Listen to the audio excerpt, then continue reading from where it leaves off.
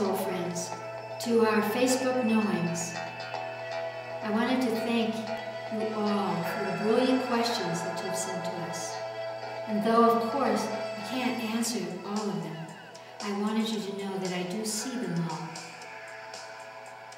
And I'm sending you great love and the most radiant light.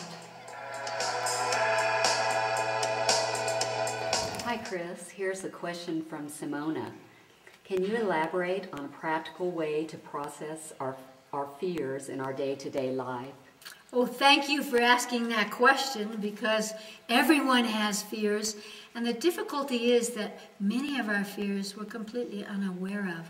They're just lurking around in the back of our consciousness. One thing is true about fear. It's not just a mental conversation. It's an energy in the body, and so it affects us physiologically, emotionally, spiritually, as well as mentally. So we have to look at fear as a negative energy in us that we can erase by using our consciousness to simply identify where we're holding it in our body and releasing it. The best thing would be this exercise in consciousness that we use at Nijoni and at the Light Institute, in which we focus on where the fear resides in our body. It could be a place or a cell or an organ. We direct our consciousness there, and then through the frequencies of light, we release it from the body. If you did that exercise at night before you went to bed or in the morning when you got up, your life would completely change. So we don't even have to know specifically. But if it is a specific fear, for example, the fear of dying or the fear of loss or fear of success, we can direct it in that way as well. Let's do this little exercise because it belongs to us all to erase the fear that's controlling and limiting our choices in our lives. So here's how we do it. First, we close our eyes. We take a deep breath into the body, and then simply ask your body, where am I holding the energy of fear at this moment? And just, again, you might feel the place, or hear it, or see it. Wherever it is in your body, say, in heart, bring your conscious awareness into that place in your body. You might penetrate in there and feel what it's like. It is a stone or a dark spot or an inflamed area. But go into that place and then ask what color it needs to release the fear. It can be any colors except gray or black, because black is not a color and gray is a color of depression and dying. So what color do you need, body, to dissolve this fear? And then whatever color pops into your consciousness, just take a deep breath and suck it into that place in your body. You could actually do this while you're driving down the street.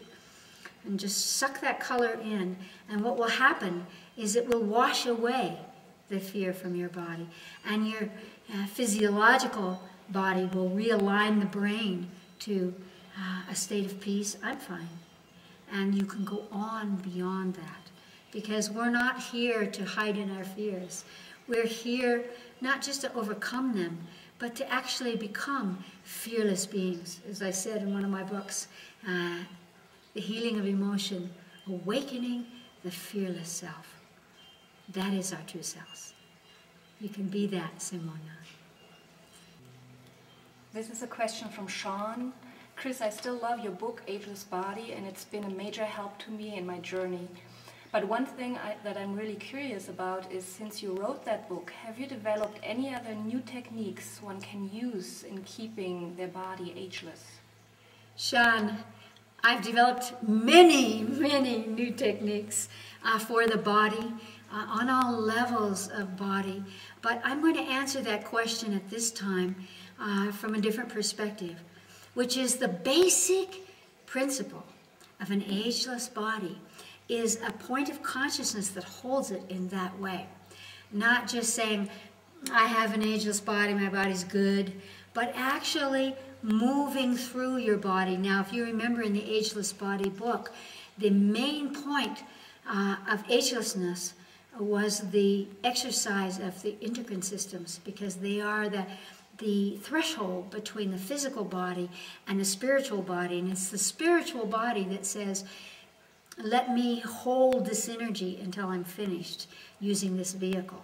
And so when we nourish the endocrines through light, then the physiology of the physical body will maintain itself in that ageless state. So you want to do those endocrine systems exercises with light every day, every night. But there's another way to do that if you're meditating on your body, which would be to actually ask your body, who needs help? Does my heart need energy? Am I squeezing my kidneys? Is my throat contracted because I'm not speaking what I know or what I feel?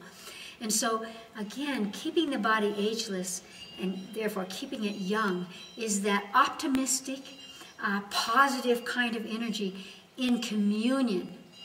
And I'm not saying communication, I'm saying in communion with your body. Heart, what do you want me to know about today? Talking to the different organs, especially working on your face.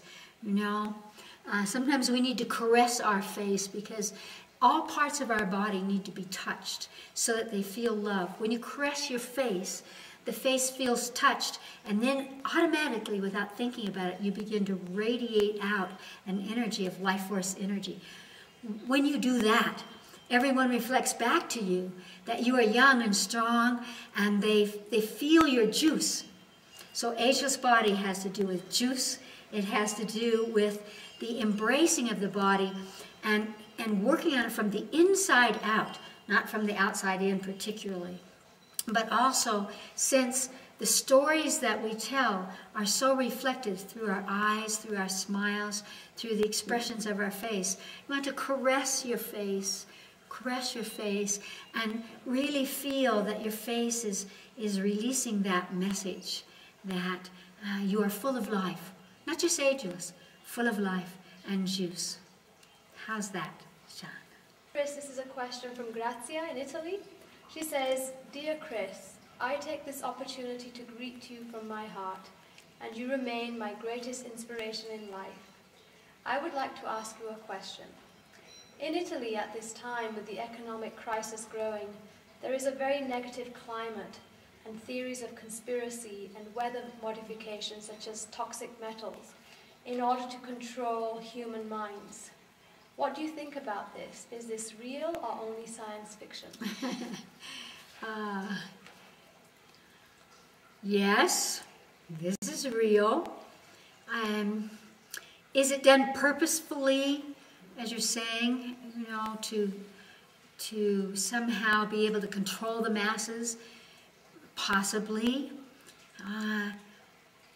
What I would say to you and to everyone who holds this conversation in their mind is that think of it as a great gift, as a learning tool. Because it's not about what those guys are doing, it's about how would we respond. When you see a chemtrail and you think to yourself, which scientifically has been proven, that chemtrail is going to allow fallout of toxic poisons and waste onto the land, which makes people sick, how would you respond? What you want to do is to feel your body come into a place where nothing can touch you, nothing can harm you. And then the next octave is to extend your consciousness up there to that chemtrail and neutralize it. If the Hopis can call the rain for 4,000 years, there's no difference between calling the rain, bringing something down, and dissolving something. So if you use your consciousness, you will discover that you no longer feel the victim or afraid that some big organization, that the powers that be are going to limit you.